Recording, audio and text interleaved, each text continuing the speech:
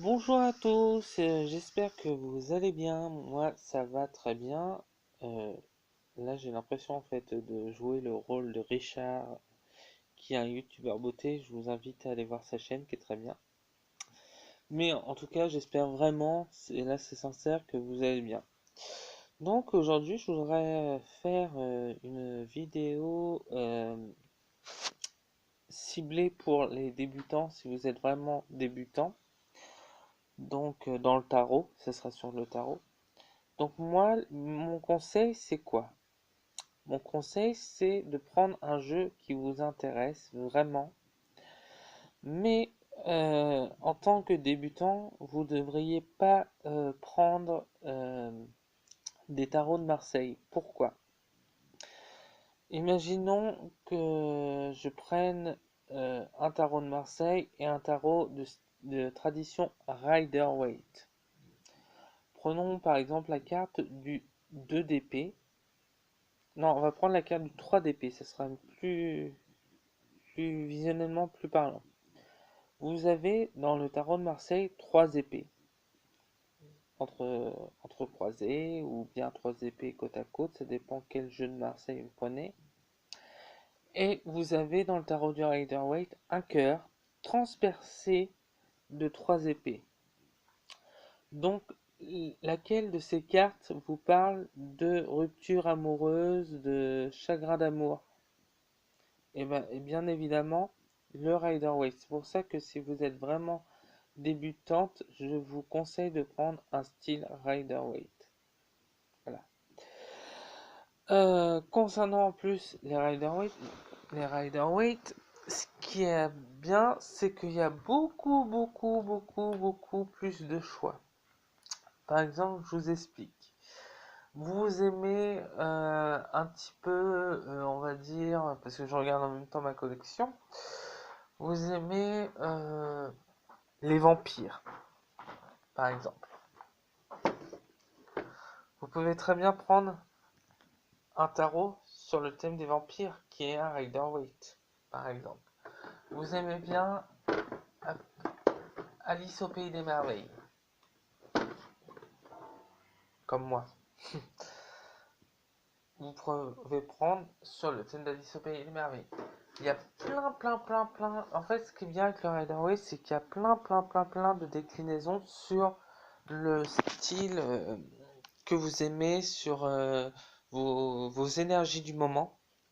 Que le tarot de Marseille, malheureusement, il n'y a pas, par exemple, un tarot de Marseille, Alice au Pays des Merveilles ou Vampire. C'est toujours le même. Le seul que j'ai qui sort un peu de l'ordinaire, et c'est le seul que j'ai pu trouver, c'est le Marseille 4 Tarot, qui, et d'ailleurs, les mineurs reprennent certaines scènes en tout petit, des scènes du Rider-Waite. Donc je le range dans le Marseille parce que les majeurs sont des majeurs de Tarot de Marseille, mais les mineurs sont plus vers le Rider-Waite. Si vous êtes débutant, je vous conseille un truc.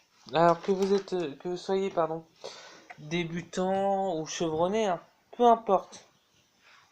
Moi, ce que je fais, en fait, j'ai un classeur où je note tous mes tirages. Donc, comment vous allez faire? Alors là, ce n'est que des conseils, hein. Vous pouvez faire autrement. Chacun fait comme il veut, mais moi, je donne le conseil comme moi je fonctionne. Si ça peut aider. Alors, je vais prendre la page du jour. Excusez-moi, parce que voilà. Voilà. Donc, qu'est-ce que vous faites? Déjà, sur la feuille, vous mettez la date du tirage. Ensuite, vous écrivez question. De point, la question, parce que c'est très important de voir la question notée. Ça vous permet de rester fixé sur cette question. En dessous de la question, vous écrivez jeu utilisé. Alors moi, ce que je fais, c'est que le X de jeu, je le mets entre parenthèses, et le S de utiliser, je le mets entre parenthèses parce qu'il m'arrive de faire certains tirages avec avec deux ou trois jeux. Ça dépend. C'est pour ça que je mets souvent jeu utilisé au pluriel. Donc là, vous notez le jeu que vous avez utilisé. Ensuite, en dessous, le tirage que vous avez choisi de faire. Donc là, par exemple, pour aujourd'hui, j'ai fait un tirage quotidien. Ensuite, là, vous avez deux options. C'est selon vos possibilités ou pas.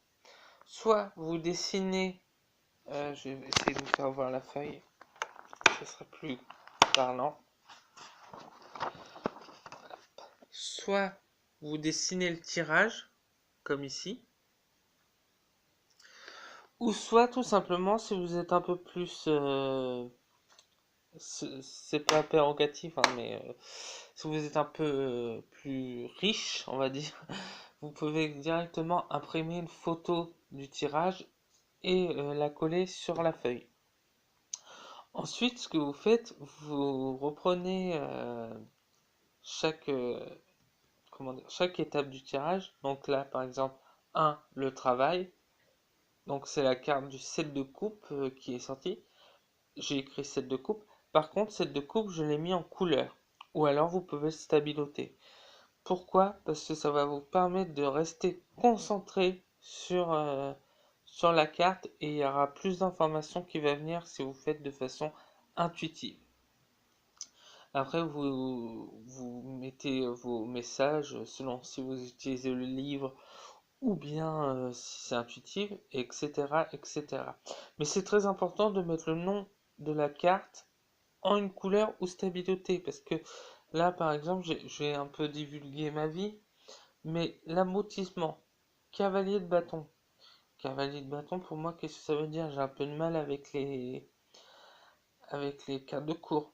Mais, par contre, le cavalier de bâton, il est à cheval. Donc, effectivement, il peut y avoir comment dire ça?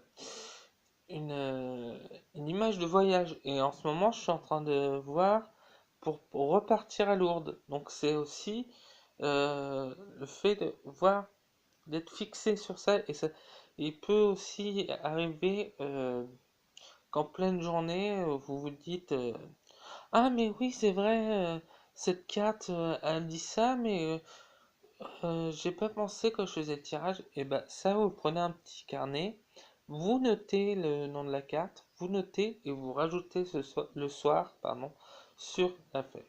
Voilà. Ensuite, ce que vous pouvez faire, c'est allumer une bougie. Alors, allumer une bougie, ça n'a rien à voir avec la voyance, mais enfin, oui et non. Parce qu'il y en a qui lisent dans la cire de bougie, il y en a qui lisent dans la flamme. Mais moi, ce que je conseille de prendre, c'est de prendre une bougie violette. Pourquoi? Parce qu'en fait, la couleur violette, c'est la couleur de l'intuition. Moi, je sais que j'utilise une bougie violette et j'ai un tapis de tirage de couleur violet. De couleur violette, pardon. Et je sais que depuis que j'utilise ces deux-là, mon intuition est plus affinée. Coucou! Dis coucou!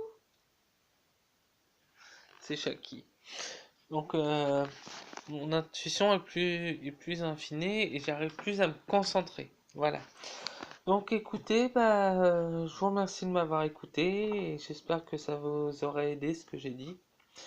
Cette vidéo était surtout pour les tout débutants. Après, si vous prenez un Marseille, vous pouvez, mais vous aurez du mal à interpréter en tant que débutant les arcanes mineurs. Donc tout ce qui est épée, denier, bâton et coupe, descend. Voilà. Donc écoutez, je vous remercie, je vous fais un gros bisou. À bientôt pour une nouvelle vidéo.